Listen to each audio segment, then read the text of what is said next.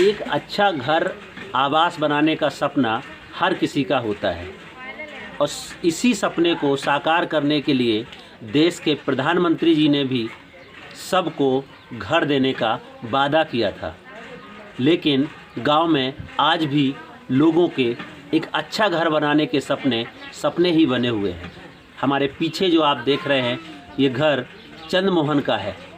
चंद्रमोहन जिनका अपना घर बनाने का सपना था, लेकिन वो सपना भर भरा कर ढह गया। जी हाँ दोस्तों, नमस्कार। मेरा नाम है कुलदीप कुमार और हम आपके साथ एक ऐसी ग्राउंड स्टोरी के साथ हैं जो आवास के सपने को अपने आँखों के सामने भरभराते ढेर होते देखा है। ये कहानी जालौन ज़िले के उरकरा के रहने वाले चंद्रमोहन की है। चंद्रमोहन जो कि 12वीं तक किसी तरह पढ़ पाए थे और गांव में उनका एक कच्चा घर था जो आए दिन हर साल टूटता था फिर बनाते थे। चंद्रमोहन का सपना था कि हम अपने गांव में एक अपना पक्का और अच्छा घर बनाएंगे। इसी सपने को लेकर के चंद्रमोहन पहले तो गांव में पंचायत में लगातार कोशिश करते रहे, शायद उनको भी एक आवास मिल जाए और उनका ये सपना पूरा हो जाए। लेकिन वो नहीं होते दिखा तो चंद्रमोहन अपने पूरे परिवार के साथ, क्योंकि आजीविका के साधन नहीं है, तो यहाँ से पलायन कर दूसरे पूना महाराष्ट्र चले गए और वहाँ पे एक कंपनी में काम करने लगे। जब चंद्रमोहन पूना कंपनी में सेट हो गए तो वो अपनी पत्नी साधना और अपने 2 बच्चे अवनीश और निशा को भी साथ ले गए। महाराष्ट्र पूना में रह कर के चंद्रमोहन अपने उस सपने को पूरा करने के लिए पैसों का इंतजाम करने लगे। उस महाराष्ट्र के पूना शहर में भरदर्शन कंपनी में चंद्रमोहन गाड़ियों की चेकिंग करने लगे और चंद्रमोहन की पत्नी साधना जो उसी शहर में दूसरे काम में लग गई और वहाँ से कुछ कमा करके वो अपने परिवार को पालने लगी। दोनों की हाड़ तोड़ मेहनत, दोनों के खून पसीने की कमाई से घर बनाने के सपने के लिए पैसे भी जोड़ने लगे और परिवार भी अच्छे से चलने लगा। तभी इस देश में कोरोना महामारी का कहर टूटता है और चंद्रमोहन अपनी पत्नी के साथ जो अपने गांव को छोड़ करके पूना में रह रहे होते हैं, उनके ऊपर भी ये कहर पड़ गया। पूरे गांव देश से लोग इधर उधर आने जाने लगे। पूरे गांव के लोग जो भी पलायन करके गए थे वो अपने घर में वापस अपने अपने घरों को लौटने लगे कि इस कोरोना लॉकडाउन में अपने घर पहुंच जाएं। चंद्रमोहन का तो सपना था कि हम अपना अच्छा घर बनाएंगे, लेकिन कोविड के इस दौर में कंपनी बंद हो गई और जितना भी चंद्रमोहन ने कमाया था वो अगले 1 महीने में सब कुछ ख़त्म हो गया। फिर क्या, कोविड में सभी लोग जब अपने अपने गांव को निकलने लगे, मजबूरन 10 मई को चंद्रमोहन को भी अपने पूरे परिवार के साथ अपने गांव निकलना पड़ा।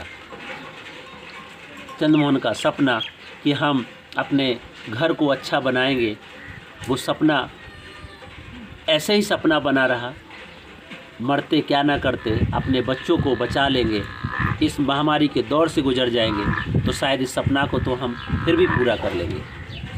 उसी को ध्यान में रखते हुए चंद्रमोहन अपने बच्चों को लेकर के पैदल ही निकल पड़े, क्योंकि कोई सहारा नहीं था। और कोविड में जितना भी बचाया था वो सब नष्ट हो गया था। तो चंद्रमोहन जो भी पैसा जोड़ा था उसको लेकर के अपनी पत्नी और अपने 2 बच्चों के साथ पैदल ही निकल पड़े। चंद्रमोहन बताते हैं कि लगातार 3 दिन पैदल चलने के बाद एक जगह एक पेड़ के नीचे अपने बच्चों के साथ रात गुजारनी पड़ी और खाने के लिए कुछ नहीं था। जितना पैसा था वो सब खर्चा हो चुका था। पानी पीने के लिए मोहताज थे। कई बार तो रास्ते में नल या फिर कुछ पानी मिला भरा हुआ, उसी को पी करके बच्चों की प्यास बुझाई। कोई सहारा नहीं था।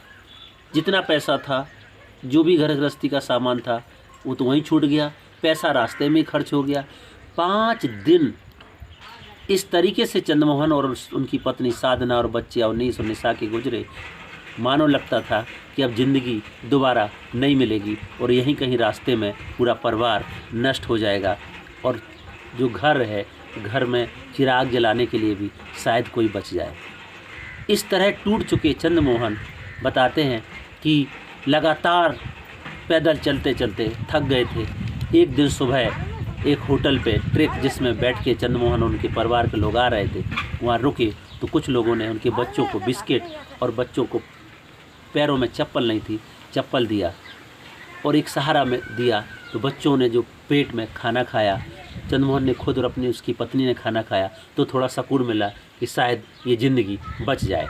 किसी तरह संघर्ष करते हुए, ज़िंदगी की जंग से लड़ते हुए 15 मई को चंद्रमोहन अपने इसी गांव आते हैं। जब गांव में आते हैं और अपने घर को देखते हैं और अपने उस सपने को याद करते हैं तो फूट फूट कर रोने लगते हैं। पत्नी और बच्चे सब गमगीन बैठे हैं कि काश हमारा सपना पूरा होता।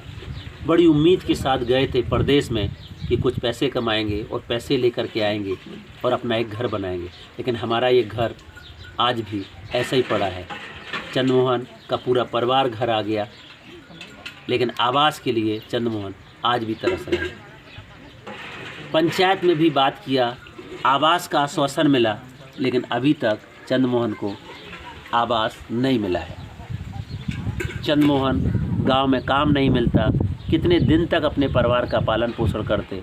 कोरोना ख़त्म हुआ, चंद्रमोहन फिर से अपने परिवार को लेकर के फिर से उसी पूना शहर के लिए पलायन कर गए हैं। आज उनके घर पे फिर से ये मायूसी छाई हुई है। ये कहानी ज़रूर चंद्रमोहन की है, लेकिन अभी भी गांव में बहुत से चंद्रमोहन ऐसे हैं जिनके अपना सपना, जो अच्छा घर बनाने का सपना है, वो आज भी सपना बना हुआ है। देश के प्रधानमंत्री जी ऐलान करें या प्रदेश के मुख्यमंत्री जी या गांव के प्रधान या ज़िले के डीएम, बहुत से घर ऐसे हैं जो आज भी पक्की छत की आस में वो परिवार बैठे हुए हैं। हमारी इस वीडियो के माध्यम से ये मांग है कि वैसे तो सहस्त्राब्दी विकास लक्ष्य SDGP की बात होती है, मिलेनियम डेवलपमेंट गोल बनते हैं, तमाम वादे होते हैं, आयोजन बनते हैं, नीति आयोग अपनी अपनी रिपोर्ट बनाता है कि हम सबको पक्की छत देंगे।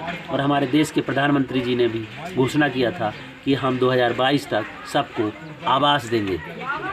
हमारी ये भी अपील है कि ऐसे हर गांव से चिन्हीकरण किया जाए, सर्वे किया जाए, जो आज भी घर कच्चे घर में रहने को मजबूर है और किसी न किसी मजबूरी के कारण वो अपने घर पक्के नहीं बना पाए।